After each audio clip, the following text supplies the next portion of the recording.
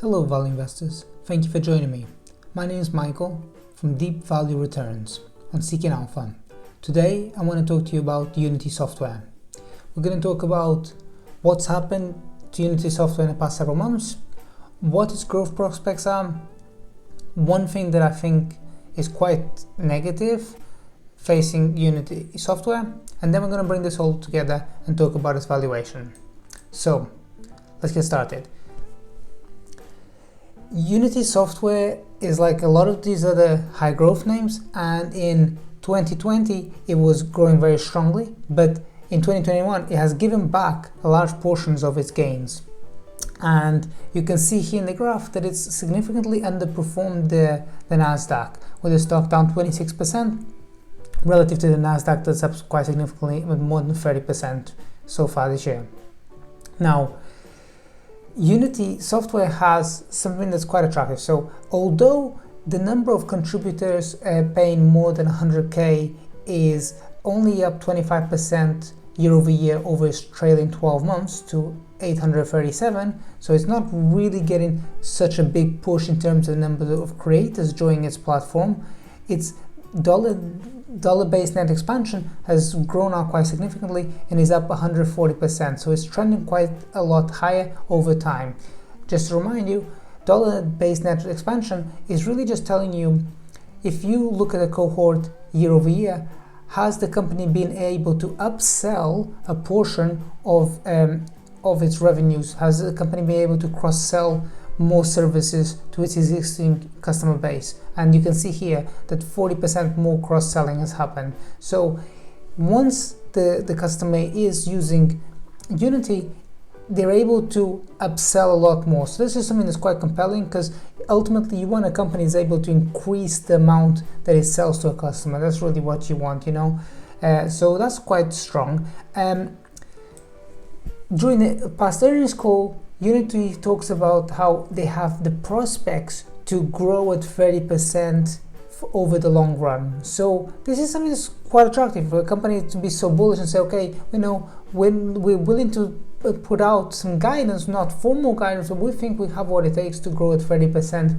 over the long run. That's really quite positive. So it's not only talking about this year, it's talking about the next several years. So, as an investor, that's probably a very strong anchor right there. On the other hand, last year, Unity grew at approximately 42%. So for it to be said, okay, we're going to be growing at 30%, that's a more than 1,000 basis points deceleration. So that has quite a significant impact on the multiple that investors are willing to pay. A company growing at 40% would get one sort of multiple, and then a company growing at 30% gets a different sort of multiple. Right, for 2021, it's pointing towards 31% year-over-year growth rate. Now, I suspect that they're lowballing that estimate, because to give some room for maneuver and to positively expect shareholders.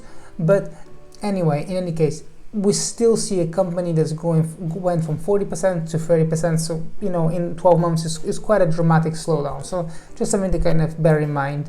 They do think that this is kind of something sporadic and that it might just level out at around 30%. But I just wanted to put that out there.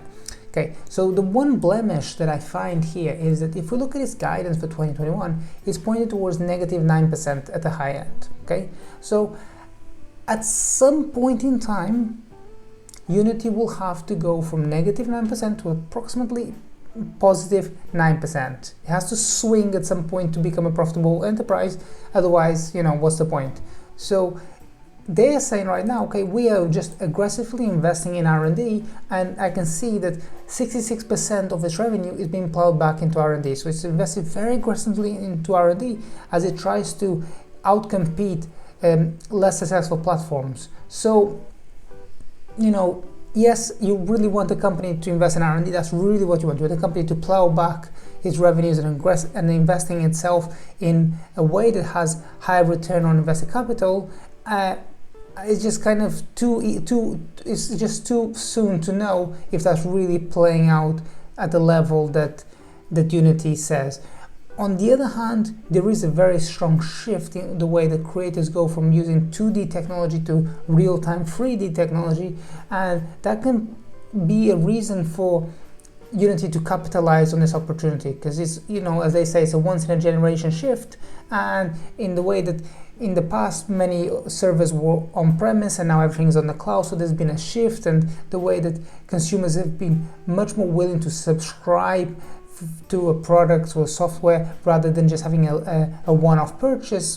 So there is these shifts that happen, and Unity believes that there's a shift in how technologies, when creators use 2D technology to move towards 3D technology. So there is some puts and takes that I wanted to put out there. Now let's talk about its valuation. So the stock is priced at 31 times sales. That is a punchy valuation. There's no denying that. There are many SaaS names right now that are growing slightly higher than 30% that have a multiple in the mid-20s to sales. So it's not a cheap stock. It's not particularly cheap if you bear in mind that it has very little visibility when it's going to actually be sustainably profitable. So in any case, if you want to find out which stocks I own and why, don't forget to check out my marketplace on Seeking Alpha. It's called Deep Value Returns. You're welcome to do a totally free trial to see if it suits you. Cancel anytime before 14 days and no harm, no foul. If you like it, stick around and hopefully I'll see you soon.